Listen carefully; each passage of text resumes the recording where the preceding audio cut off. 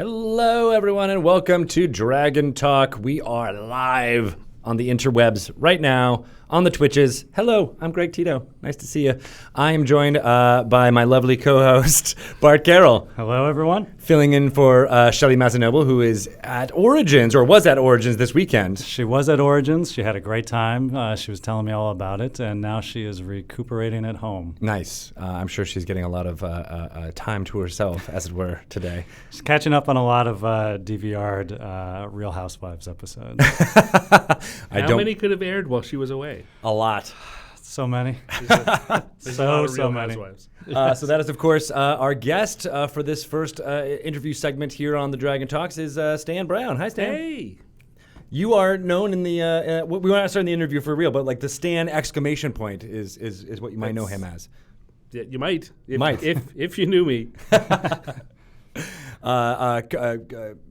D&D producer and cartoonist extraordinaire. I've done many. Yeah, I've done many different things. Right now, yes, D&D producer and cartoonist and sumo aficionado and lots of other things. Oh my God, we have so much to ask about. Make sure we write that down on the notes. I will. I was asking where you were born, kind of knowing the answer, because I'm at a crossroads here. You were born in Brooklyn, which Greg had lived in for a while, but you went to school in Binghamton, which Shelly is where she's from. Yeah, that's Shelly and I bonded over our Binghamtonness, our Southern tierness when I first got to Wizards.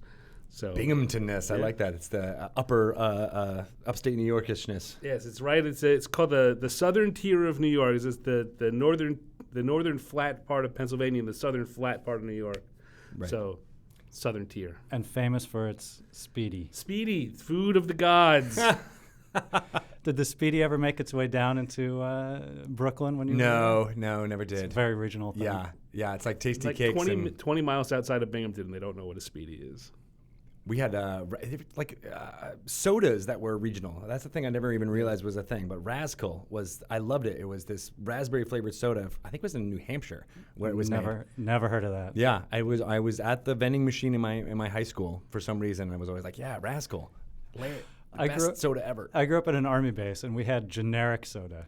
That's what it was called? Generic soda. There was a generic brand of things. There was. No, back in like the late 70s, early 80s, generic was a thing, and there's a whole brand of generic. You could get generic potato chips, everything, just plain white wrappers. That reminds me of, was that Repo Man? Wow. Was it Repo Man that he would open up the cupboard and it was like beans? Yeah. It was like, impact font on white labels with nothing. It's very, you're in the future now when you have labels like that.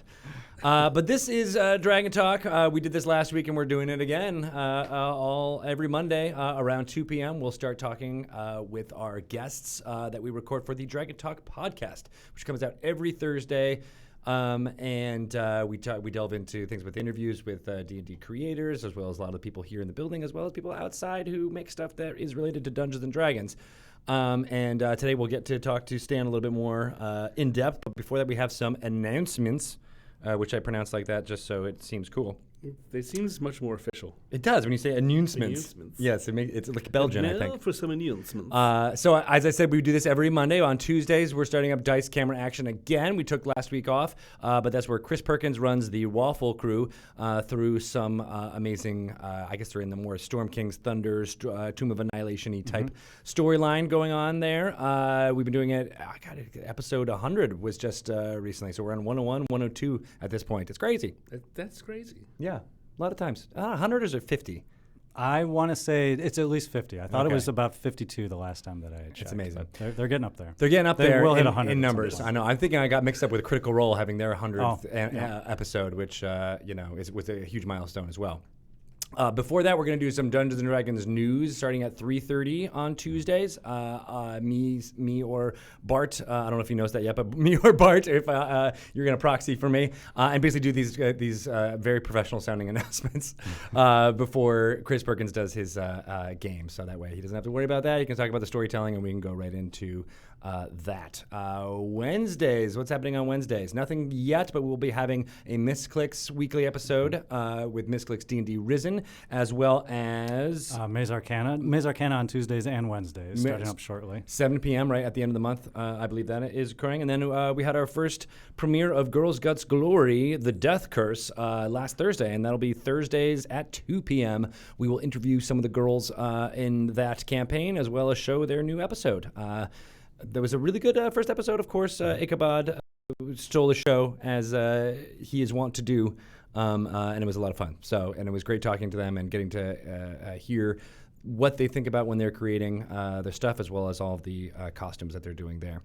And that, I believe, goes into everything that we're going this week, but we'll be premiering more shows on Thursdays and Fridays with the Dragon Friends, as well as High Rollers. So excited about all that. And of course, you met all those groups at the Stream of Annihilation, which was June 2nd and 3rd.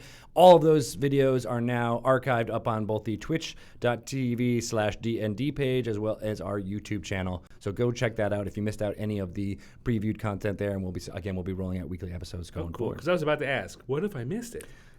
Exactly. That's what happens with streams. It's like, what do you do? It's like live and it's gone. It's gone forever, but that's not true anymore. There's video on demand. I love it. Which makes it feel like you have the control, you have the power. No, it was very exciting, and I haven't had a chance to thank everyone who was able to watch the streams as it happened, to be a part of that as an audience member, and to yourself as well. I know you put a lot of work into the Stream of Annihilation, so congratulations for that. Thanks. Event. Me? That was me? I didn't do that. I think it was Stan. It was really all Stan. Oh, no, it was all you. Oh, no. Well, thank you. And Bart did a great job as well. I don't know if anybody knows this, but you were like in the control center for the Stream of Annihilation, what they call Video Village. It was, yes, in the control center, frantically trying to get the videos up. And as with everything doing it live, there was a little bit of wrinkles to smooth out along the way. I don't think the audience noticed at all. You always notice them when you've seen it on the screen. It's true.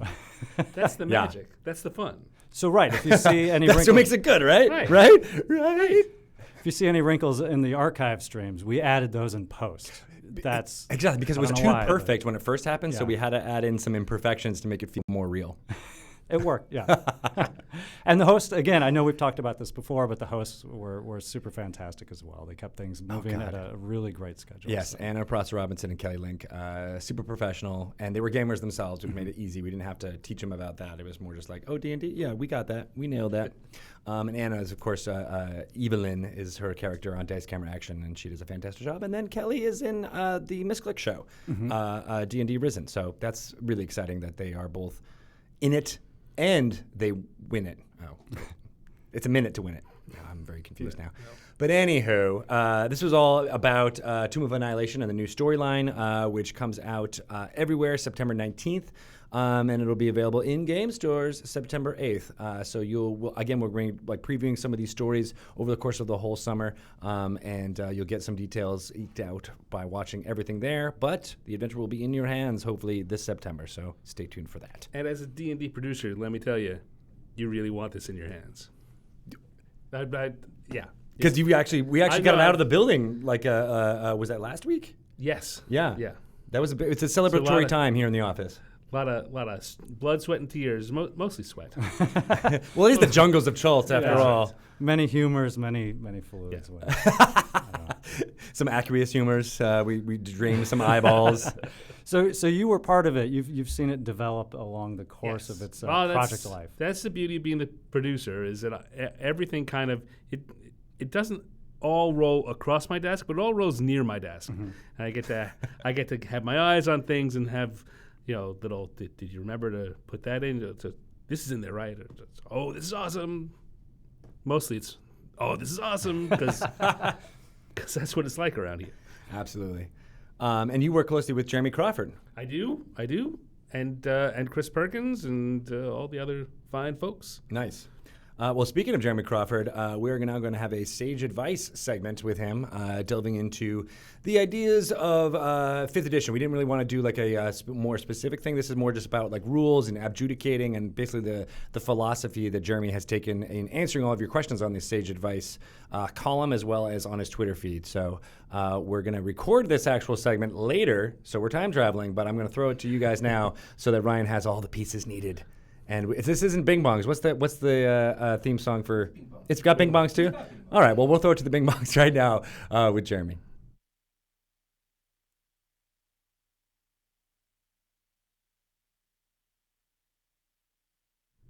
And now we're recording again. Yay! You guys saw the magic of podcast making happen. We're cleaning this all up. It's actually a lot more yelling and screaming at each other as we're recording these, especially when Shelley's here. I mean, you're being very well behaved, Bart. Thank you.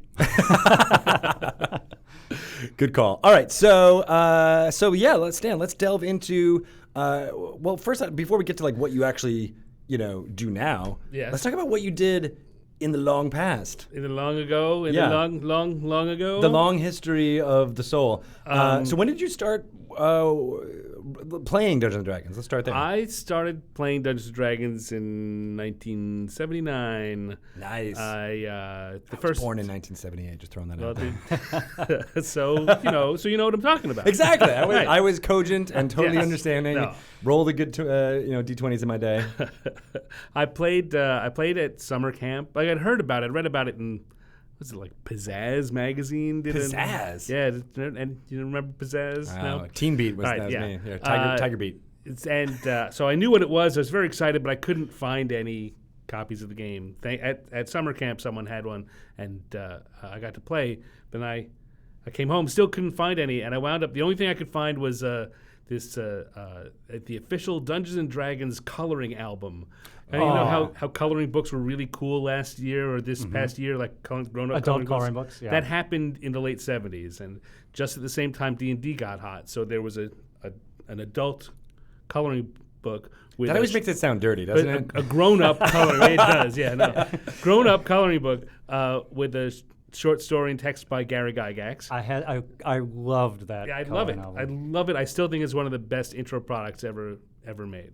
And then I wound up getting the box set, the first of the starter set box sets, and off to the races after that. Who did you first play with? I can say a couple of kids at camp, and at home I couldn't find anyone that was into it. I made my brother DM for me. And, older brother or younger brother? Younger brother. No, I made him DM for me. This makes sense. And that didn't go particularly well, and I think he's forgiven me by now.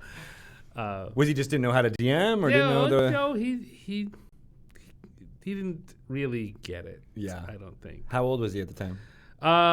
He would have been 79. He would have been 11. Oh, okay. So it's just it wasn't his kind of thing. It sounds a bit like when you want to play hockey and you put your little brother as the goalie in the net. Just wrap I'm going to shoot on you. You're going to love it. Fighting is part of the game. You got to know how to do it.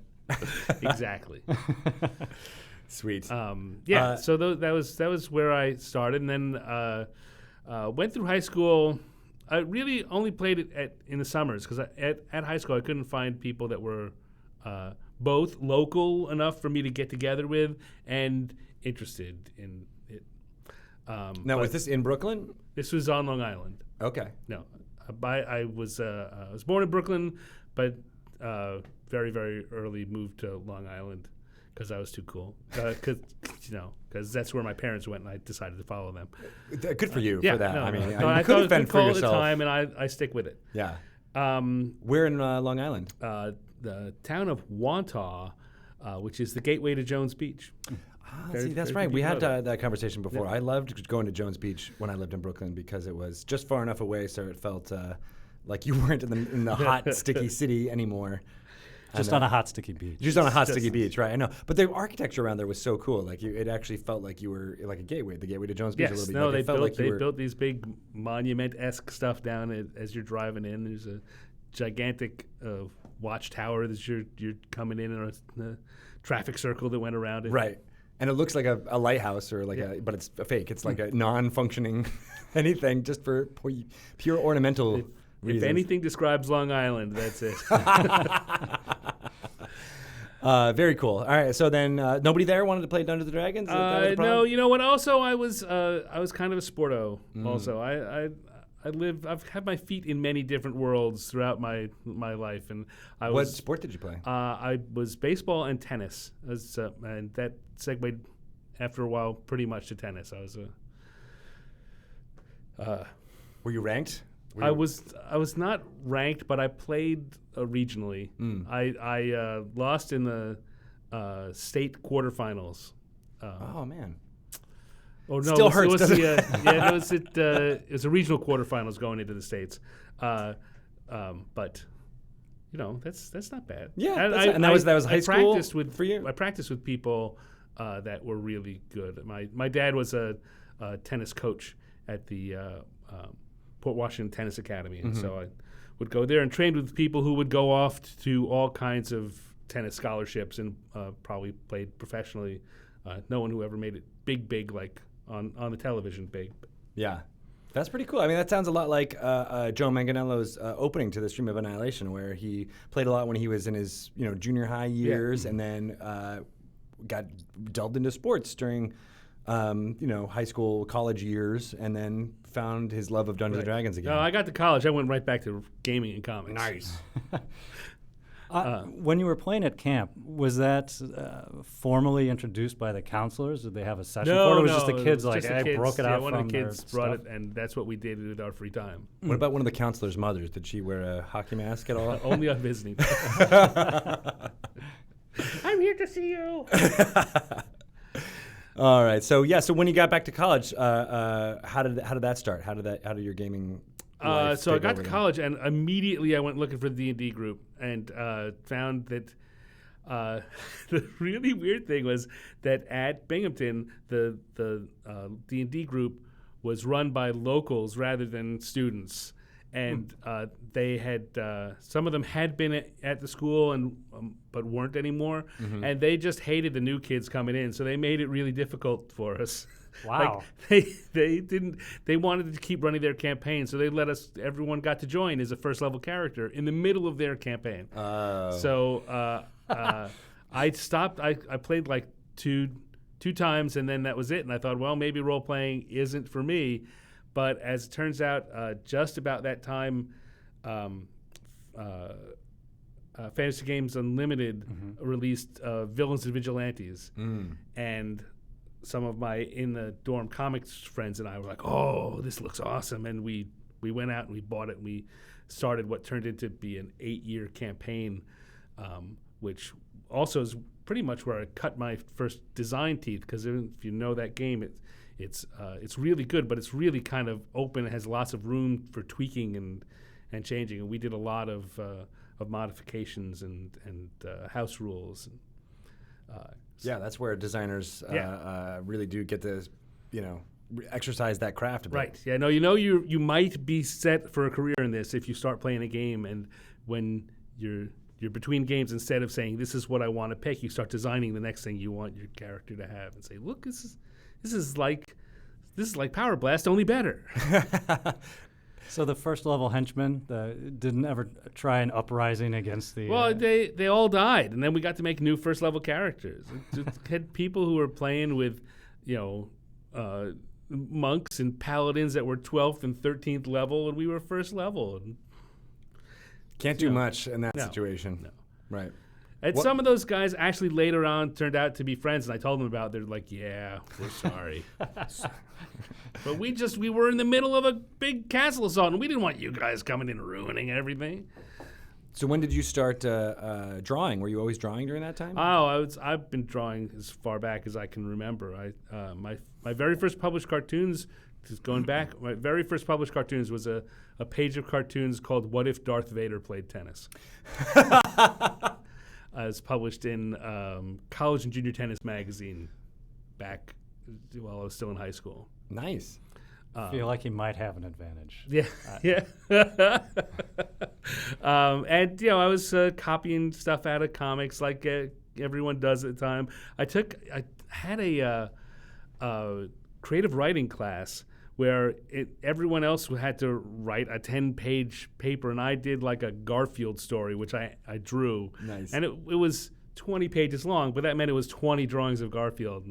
And boy, did I luck out, because the teacher was a huge Garfield fan. You did your research. That's right. Yeah, Well, it's yeah. just so easy. So was there a particular time or particular project where the two sort of came together, the cartooning and the gaming? When I couldn't play much D&D, I was still making stuff up. I created a world and characters, and I still have the first map I ever put together somewhere. Oh, cool. And I'd love to see that. I love maps and how they transport you into stuff like that. It sounds really good. It's not a good map? No. It's You know what? When I first started working professionally in the industry, which is skipping over a lot of my story goes on forever if you let me tell it. That's what we're here for. Yeah, but we only have an hour. Strap in. My first job in the industry full time was as a graphic designer at West End Games. So that was a lot of doing maps and stuff. And I mainly got that because they couldn't find anyone else. I was trying to get an editorial job, and I kept finishing second in those. But they were happy to have me because I met the bare minimum. But you looked at everyone else in that department at what they were producing and what I was producing, and it was clear where the real skills and interests lay. Right, I was good enough, but that's about it. And that show's going all the way back to my very first Elfland map. It was the map of Elfland? No, it wasn't called that, but don't remember the name of it. Oh man, I don't remember the name of that continent. But it was all elf centered. I was big into elves. Me and Shelley are big elf folk. Big elf, yeah. As well. Well, then I've become big into gnomes since then, but and tabaxi for some reason. Yeah, now we're into tabaxi, exactly. So yeah, we did skip over a little bit. And did you work professionally before you got to West End Games? I did some freelance for West End. I got in. So people I knew from Binghamton wound up working at West End full time, which opened the door to some freelance. Mm-hmm. But that wasn't really going anywhere big, and I wound up going and teaching English in Japan for 5 years. Oh, no way. That's how you know Japanese. Yes, because I lived there. Yeah. So while I was there, I wanted to game. I'd since gotten to the point where gaming was important to me, but no one knew what I was talking about. So I put an ad in one of the English language newspapers, just kind of creating this organization. And at the same time, another guy put another ad. It happened the same week. I put a role-playing ad, and he put a wargaming ad. And we got together and said, we should double up because that'll increase all our chances. And we created this organization called Japan's International Gamers Guild. And it's still around to this day. Jig. It's kind of, Jig. Exactly. There you go. And the main thing for me was to get people to send in their contact information and what they wanted to play, and so that you could set up games. And I wound up making a bunch of very good long-term friends. One of them I'm still friends, and he works as a editor at Viz Entertainment. Do Manga. I do some localization for them. Mike Montesa. Hey, Mike. Hi, Mike. Get some. And Sandy Antunes, who started RPG.net. Oh, no way. Was one of the people there. Yeah, so there's a lot of people who've been in and out of the industry kind of came through that doorway. That's pretty cool. So the fact that I put together a Gamers Guild. Yes. But it was a newsletter. Okay.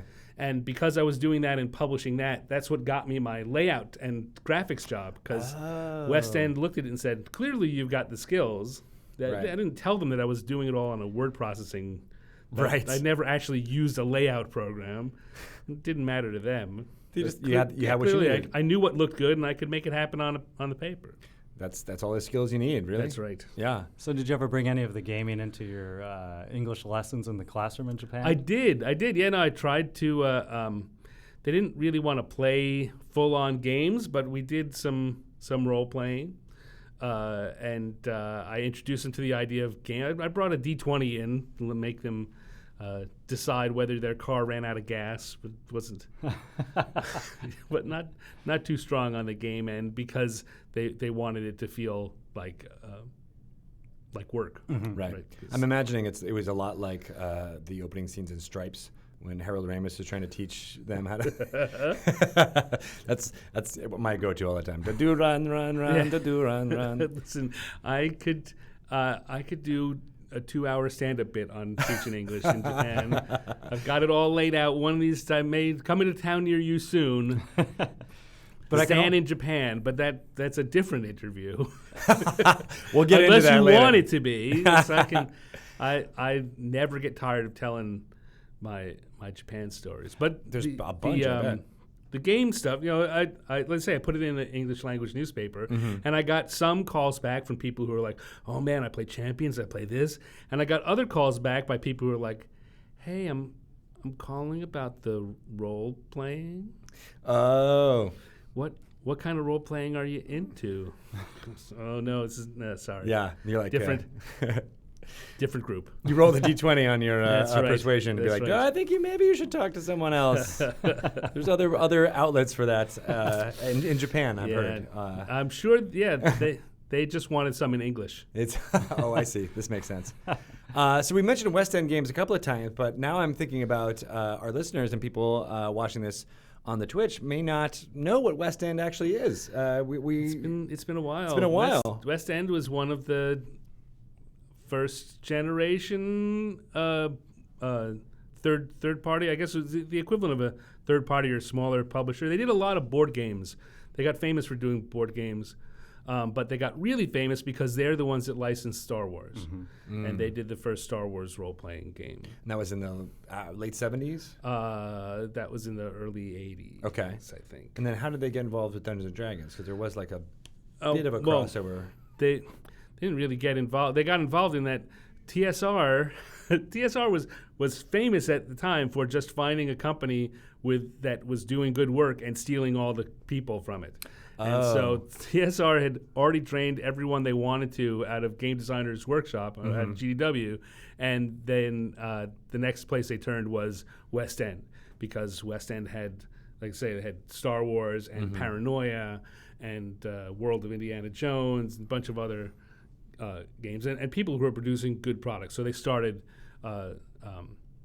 fulfilling their staffing needs by calling up the next person on the contact list at West End. I see. So it was more of a TSR wanting to that was in TSR's heyday, the company that Gary Gygax created to publish Dungeons & Dragons. 90s. Right.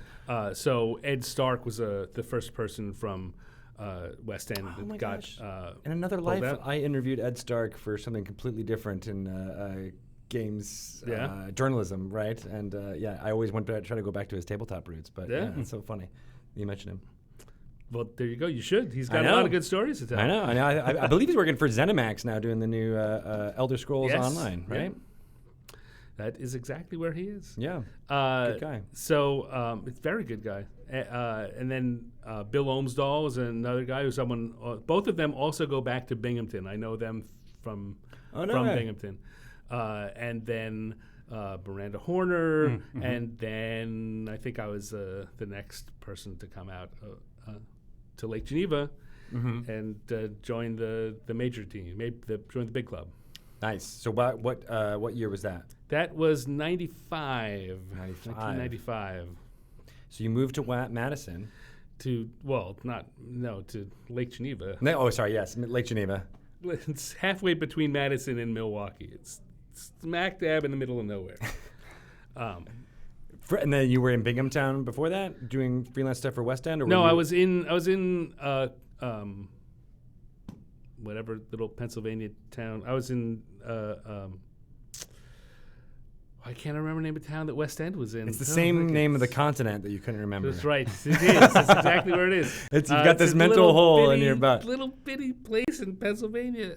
Is it near Allentown? That's the only thing I know. It's it's near Wilkes-Barre. Oh, okay. And Scranton. All right, so down Harrisburg, Hershey Park. Up in the northeast corner. Oh, okay. Scranton's the only one that I can lay claim to having visited.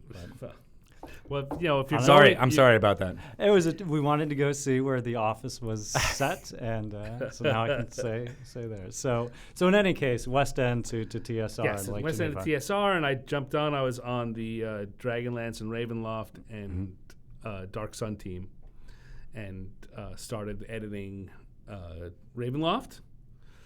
Just kind of threw me into the deep end with the mists and all the horrible things there. And after a while, that was just as the Dragonlance 5th Age game was launching. Okay. And so Skip Williams and Bill Connors had done the initial design on it, but we're not going to stick with the line, and they needed someone to be a designer on that. And so here's one of my when you're going in, make sure you know terminology because gotta know the jargon. When I got hired by TSR, I was working as a graphics, and I wanted to get into editorial, and I really wanted to get into design. But I thought that a designer was a person who created the basic game from nothing, and that the people that wrote follow-up materials were writers. And I didn't really want to design a whole game. I wanted to be a writer. But really, what I wanted to be was a designer, because that's what the job is called. When I was being interviewed by David Wise for the editorial position I got, well, actually, the first one I didn't get, which was very sad. He asked me if I was interested in doing design too. He said, we've just hired a bunch of editors. We're really looking for some designers. And it's like, well, I mean, I could do that. I don't really have any experience, but I could. He said, no, well, if you don't have any experience, we're really looking for people who can pick up the ball and run with it. Right. Really what he was saying was he wanted people who could write supplemental material. And I had already written 3 books. Right. But you had the experience. I had the jargon wrong. And so I didn't get that job, and it put a 3-month hiatus between when they might have hired me and they did actually hire me. Right. That makes sense. But 3 months, not... Yeah, no, could have been worse. But I really blew. I could have... Those 3 months, you could have created, the ultimate D&D campaign setting. That's right. But as it worked out really well, because for me, being where I was working on the 5th Age game, really kind of suited my style. I'm not a big mechanics guy. I'm a small game kind of fun, fast, interesting, different take on stuff. And if the 5th Age game was a card-based role-playing game instead of a dice-based one. Oh, yeah. So I was just going to ask more details on that, because I'm not sure everyone knows. So I came in after the game was initially designed and pretty much became the lead designer. It wasn't my title, but I did. Steve Miller and I were the 2 designers working on it. We half and half were putting out pretty much all of the material, and I did. The big thing I did there was I got to write the Dragonlance Bestiary. For the 5th Age. Ooh, cool. Which was it was awesome. I didn't say whether it. I mean, other people have told me that they loved it, but I just loved doing it. It was a great experience because it was half, in fact, even 3/4 narrative, and then just as minimum mechanics as necessary. It was written as a perspective of an in-world book, the kind of thing that you really is kind of more common nowadays. Is Volo's Guide to Monsters is basically this was back in 96, 95, 96. They stole your idea. That Mike Merles and Jeremy Crawford. You know what? They can pay me later. So it was a book written by one of the Dragonlance main characters, Caramon Majir, and so it's his recollections of all the monsters he'd met over his lifetime, with an editor, Bertram the Ascetic from the Great Library, who came in and filled in with notes saying, well, he might be exaggerating here. He was a little drunk when he told this story, but so it really had that kind of very flavorful. I like that when it has when you have elements that make it feel like it's real. Like you're like, this is part of the world. It makes it, and especially when there's an intermediary who's then explaining it to you. You get all those character benefits out of it, which is really super cool. And the idea really was that you could hand the book, if you just cover up the game stats, you could hand the book to your players, and they could know everything that was on there. It was written, here's my perspective. Let me tell you about what happened when I fought it. And the editor says, reports vary, so I don't know if I'd be sure about that. Or we hear about this other thing, could be true too. And then the stats would lay out what it really is. Right, that's cool. So, well, by the way, anybody in chat, if you want to ask any questions of Stan about any of the stuff we covered or stuff from the future, go ahead and just throw it in the chat. I'm monitoring here before, so put question in big all caps before it, and I'll if I see it pop up here, I'll try to fire it away at Stan. And I'll dodge. And you'll dodge right out of the way, right? Exactly, if you can. But yeah, talk about what the Fifth Age game was, because I think a lot of people are familiar with Dragonlance, but I'm not sure. Well, the idea.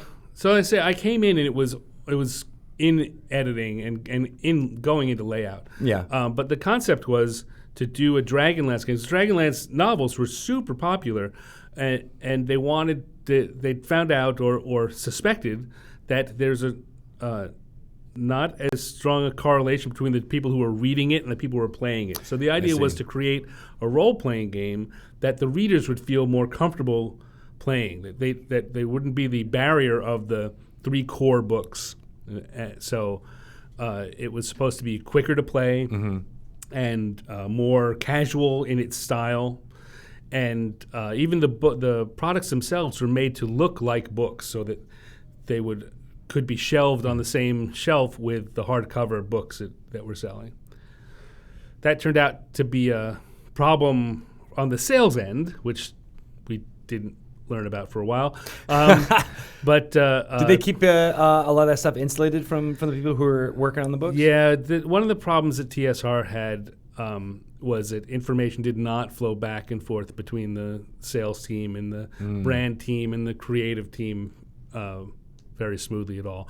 The writers and the designers and the editors were very close. We were very tight groups, but we often would.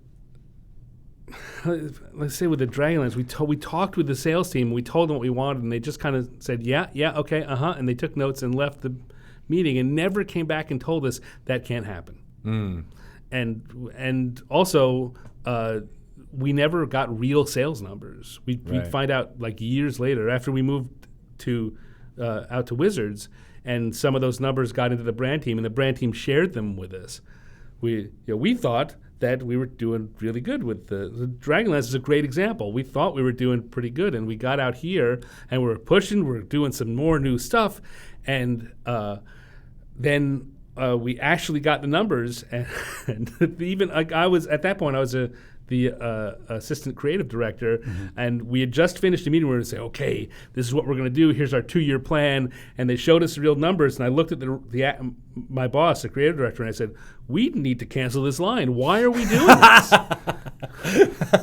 We're not selling anything, but no one told us. Oh man!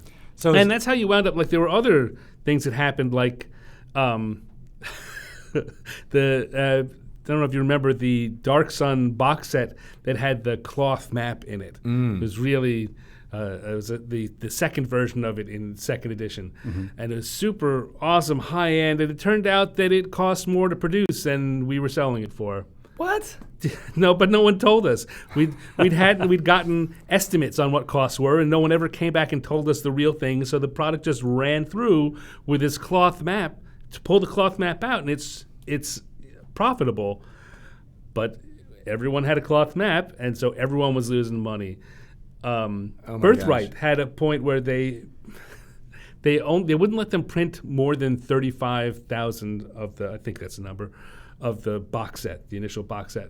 And it sold out. And we went back and said, okay, we got to reprint. And we were told we can't reprint. I said, well, why can't we reprint? It's because it only sold 35,000. That's like a Murphy's Law. Yeah. Like, oh my gosh. And I say Wizards has not been immune to that, but it's nothing like it was in Lake Geneva. Well, were you there or had any contact with Gygax and his family at all? No, I only met Gary on a couple of occasions. By the time I got there in '95, he was not at all part of the company and not part of the social scene that I was in. Mm-hmm. I know other people who did, and I often get to hear great stories about that. But sadly, I got, like I say, I got to meet him and have a couple of quick conversations with him. But this is all part of the history of what happened to TSR after his ouster. It's always interesting to hear because it's like, how do you went from being kind of this heyday of this new idea of tabletop role-playing games, and then made it sounds like almost every decision necessary to run it into the ground before Wizards was able to step in. Well, it's weird, right? Because some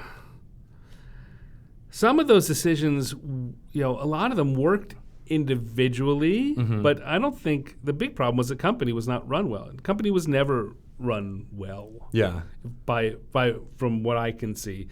From that point on, it was all decisions were made in micro vision, and a lot of things like I said before. Well, we'll make up by that by printing more of them. Right? Dragon Dice. Remember Dragon Dice? Have you heard any of those? No. What stories? I've heard of it about. So Dragon Dice. I forget. It's a game made of dice where you're rolling them. So it was the big thing was that they wanted to get it to Gen Con. It needed to show up at Gen Con. And things were running late. It was a little behind schedule. And so the decision was made at the highest levels in Lake Geneva that we were going to airship it over. And we thought, okay, well, we'll airship some over. We'll sell them out at Gen Con. The rest will come normal speed, and we'll sell it out. Turns out that no, the decision was made to airship the entire print run. Oh my gosh! Which meant that it was impossible for it to make money. Right? It cost too much in shipping for it to make money. But it sold out and went back to print, and then eventually did make a little bit of money. But it would have made huge money if they had not airshipped the entire. We will hand deliver each set to consumers. And with a smile and a cake. Right. The story I heard, the stories that I know and stories that I heard, the story that I heard was that then we went back to print more, and Lorraine Williams went to the printers in China and said, well, why don't you need to give me a better price on these dice? And they said to her, well, you don't order enough. If you ordered more, we'd give you a better price. And she said, well, all right, well, then we're going to print 1 million of them. And the other people in TSR are like, we're going to print a million dice total. No, we're going to print 1 million sets. Oh. And they printed the basic unit of the Dragon Dice product, which was used in different ways. It was a plastic bag with a certain number of dice, a certain value of dice in it. Yeah. Printed 1 million of those. To get the cheapest get the cheapest price. But then we had to find a way to sell 1 million. Now, this thing had already sold several 100,000. Like, it was selling super well. But to sell another 1 million was just crazy. That is crazy. And lo and behold, Dragon Dice kind of... And then, so it sounds like you guys then you kind of come up with ways to put Dragon Dice and other things to get rid of this stock. We had days where we were pulled... there's... a 2-day period. I clearly remember the 2-day period where everyone was taking off what they were working on to come up with new Dragon Dice pitches, things you could do with the Dragon Dice that could be either sold as separate things or printed in the magazines or different ways to use what was around so that we could sell it. Now, let's say I don't know that the 1 million thing is true. I love that story. There are many stories I love that I can't say I'm sure are true. I can say for sure that we were pulled off everyone in the design and editing department were pulled off whatever they were doing for 2 or 3 days to come up with new Dragon Dice pitches. So, apocryphal or not, we do like a story. I know, right? If we wish hard enough, it can be true. I heard it was $1 billion. Nice. That's inflation. So here's a question from chat, and it's a good segue into the now times. This is from Anorak Gaming. He says, "What are you working on now, and is it D&D related?" That's the important part of the question. Yes. Well, so let's say now I'm the producer for D&D. That you can talk about publicly, I suppose. Right. Well, the thing is, I can't. I am. Basically, my job is to make sure that everyone else is doing their jobs on time. With Tomb of Annihilation, I was very much involved in making sure that. Well, I mean, just Chris Perkins on there. It was very easy for me. Right. But he would tell me what was going on, and I keep track of it and make sure that different people knew when we were coming, that I set up so that we'd have the freelance editors would be ready, so things would get handed off, and we would stay on schedule so it could get handed to the layout people at the right time. So my job right now is going over the schedules for all of the upcoming products and making sure that things are aligned. And we've got one product that's going to be going into editing next week, and one that's going into layout in about 4 weeks. So it's basically all the RPG books that yes, you have your hands into. So you worked on Tomb of Annihilation as well as Xanathar's Guide to Everything, which we announced already. One of them has left the building. I did a lot of work on Tales from the Yawning Portal. That's right. So which page has the most work that you did on it? That would be page 14. That's my favorites too. It's a really good page. All right, so I sweated over that one. Here's a question out of left field. What do dragons dream of when they take a little dragon snooze? And maybe we should have a pen and paper with you so you can draw this question. That out. would be great. They dream of electric meeple. I had my own question. I mean, one of the projects we had worked on way back when on the website was the Typos of Doom, which, if you're not familiar, this was Stan being fed some of the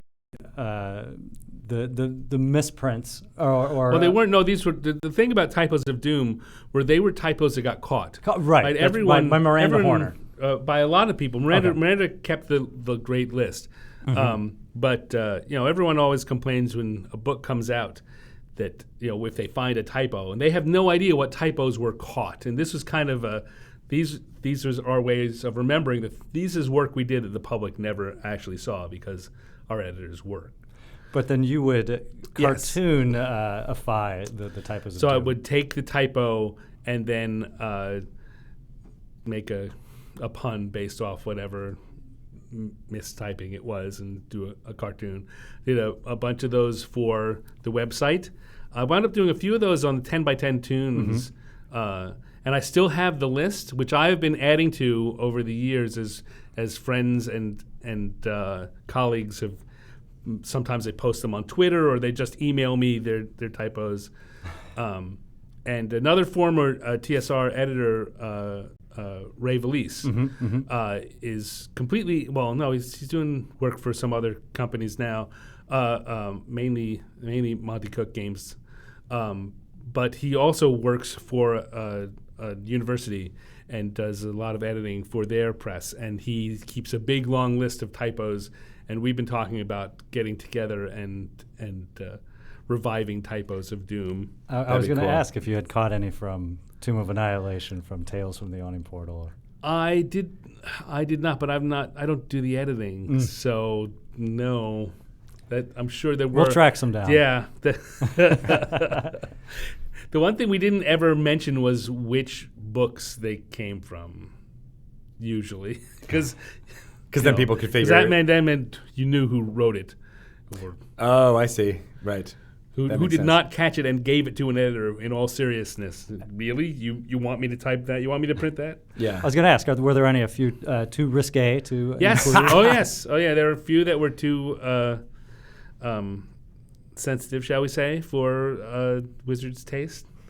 So how did all right? So going back to the drawing of stuff, when did that part of what you did get into? Because you were in Dragon and Dungeon magazine. My the weird thing about me and my career is I do at least 4 different things, well enough to be considered worth hiring for Wizards to hire to do. Right?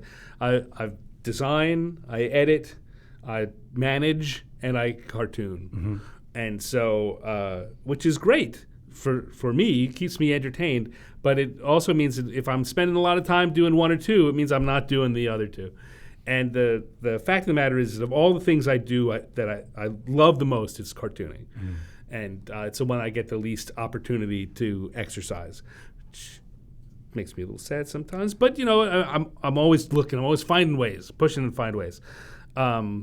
So let's say I'd done some, I started off with the tennis cartoons, and I did other illustrations for that magazine and a couple of other local magazines. I had a comic strip that ran in a local family newspaper for a while, and did a couple of spot-illos for Dungeon for a couple of different articles, and wound up doing a comic strip for, I always say that it ran in Dungeon, but it actually in Polyhedron, when Dungeon and Polyhedron were flip magazines. I created a strip called Bolt and Quiver, which ran for about 30 strips worth, something like that, in Dungeon, and then Dungeon went away. Very sad. Very sad. But then Kobold Quarterly came around, and Wolf Bauer came to me and said, "Hey, I'd love to bring back Bolt and Quiver, or something like Bolt and Quiver." I said, "Well, you can have exactly Bolt and Quiver." And so I did another. I think it was in every issue. Yeah, I did Bolt and Quiver, and started the 10x10 tune in Kobold Quarterly too. What's the 10x10 tune? It's they're single panel cartoons, generally D&D-esque, but sometimes fantasy, sometimes just geeky. We have a few. I don't know if Sean is showing them. It sounds like he is. But, hey, Sean. Like cartoons everywhere. Cartouche. Yes. So, going through this, I went and looked at the Bolt and Quivers this weekend. I hadn't looked at them in a long time, and I'd say I really, they were harder to do, and I were always done last minute, and I never really, I don't want to say I didn't love them as much as but they were always, I always was frantic when I was doing that. So I just went back and read the whole run of them, and I was like, man, I'm pretty funny. It's like this is pretty good. What made it harder for them? Was it because the 10x10 you've got like just one punch? 10x10 is yes, it's just an idea and it's there. But the Bolt and Quiver was that it started out as a story strip. The first 10 or so tell one long story, and then the editors kept changing what they wanted out of it. And really, I mean, I've been that person. You've been that editor. So Eric Mona, after doing the first 10, he's like, I was really hoping that these would be more like rulesy, like they make jokes about the rules. And so I was like, I can do that, sure. So I then had to change the muscle, but the characters were set up and very antagonistically, and so I still found myself trying to tell something of a story with them. Right. But the one frame, no one could ever remember which one was Bolt and which one was Quiver. And I remember, okay, but no one ever seemed to know. So I got to one the had point a where scar, I had to change it. So after a while, you'll notice that it starts being so every strip, one of them will call the other by name. Just to kind of reinforce it. I do that when I write dialogue. Yeah. Just to make sure people are like, this is the person who's talking to that person. Was that a Tamax and Zomat joke with the That was, yeah. Right? The G.I. Joe? Yes, right? Yeah, right? Crimson Guard. Nice. So here's a question, and it actually dovetails into something you and I were talking about last week, which we might want to solicit some feedback from people. This is a long question. I'm trying to summarize it. Are there new and exciting ways that you're hoping the D&D brand will expand in the near future? Twitch seems to be driving a shift in the meeting. Are there new and experimental things you're hoping might come and see into the light? Yeah, so I have some very high hopes. Let's do like a quick version of this. And then I was talking to you last week about an idea for a Twitch show, which would feature 2 or 3 cartoonists or artists, and it would be kind of a weird mix between Match Game and Pictionary or Win, Lose, and Draw. Win, Lose, Draw. Yeah. So it would be the host would have a card which would set up a situation and end with a blank. The rogue forgot his lockpick, so when he came across a door he couldn't open, he used his blank. And then everyone would have to draw what they thought the right solution was, and we would show it on air. Yeah. It was based off a Japanese TV show I used to watch, which I can't find on the internet anywhere. So I'm afraid. So it doesn't exist. I'm afraid I made it up, but I remember so clearly. It was every Friday afternoon. It was basically the Manga Cartoonist challenge, and it was just like that. They would have a question and everyone would start drawing, and one by one they'd answer it. And if someone was very fast, they'd draw a second answer or a third answer. So it was. Ooh, I like that idea. Yeah, being able to iterate on it a few times. Right. It requires a combination of people being able to talk while they draw. Yeah. And then someone who can draw fast enough to do an idea and then do it again. But what do you guys think? You think that's a cool idea? Would you like to see something like that in the think future? It's got a lot of technical hurdles to it, so that's what I brought up. I was like, well, we're going to have to, and I'm sure Sean and Ryan are like, what are you talking about? No, don't do that. Because, yeah, right, it would have to you'd show what they're drawing and everything like that. So what do you guys think? I don't know. It'd be interesting, especially on a live stream, because the audience would be able to ask some of the questions. The audience would be able to vote on the answers, and to do it that way would be pretty fun. Oh, that would be cool. So if they could vote through it with bits or something like that. Yeah, exactly. Oh, well, I don't know. What do you guys think? We'll give it a go. Think about it. I think it's worth trying. Well, Stan's on board. That's what I'm in. I am in. I'm so in. And so who would be your dream team of cartoonists in the Seattle area that are D&D bent? Oh, wow. Not to throw any names under the bus or anything like that, but just my first pitch was people in house because we had them here. We've got a bunch of We've got makes sense. Richard Witters, right, and Emi Tanji, who's a good drawer. Yes. So Adam Lee is a good drawer. He doodles quite a bit. Yes. It was Richard and Adam were the two. I sit right near them, so this kind of came up like that. But Emmy would be fantastic. Nice. Scott Kurtz would be great.